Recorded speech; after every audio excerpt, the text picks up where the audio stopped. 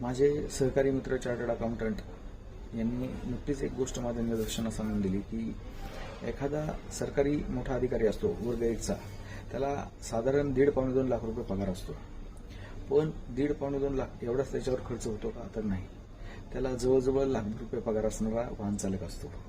त्याच्या वाहतुकीवर 8-10 लाख रुपये महिन्याला खर्च होतो. आमच्या शेखर सिंगने 10 लाख रुपये बिलं महिन्याची काढलेली आहेत. त्यांच्या दारात घंटीवरचे बैल 2 असतात. म्हणजे घंटी वाजवली की चहा पाणी आम्ही बोलणार आहे. तिथं अपमान करण्याचा हेतू नाही, पण सर्वसामान्य चर्चेत हे असंच बोललं होतं. तर त्यांचा पगार जवळजवळ लाख रुपये. त्याचं घरचे नोकर, पोलीस सुरक्षा हे एकंदरीत जर बघितलं तर जनतेच्या पैशातून ह्या एका वरिष्ठ अधिकाऱ्यावर जवळजवळ 25 ते 30 लाख रुपये महिन्याला खर्च होतो.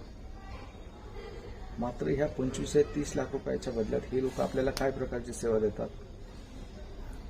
25-30 लाख रुपये पगार घेऊन हे वर भ्रष्टाचार पण करणार, तुमच्या आमच्याशी नीट बोलणार पण नाही आणि राजकारणी लोकांची चाटुगिरी करणार.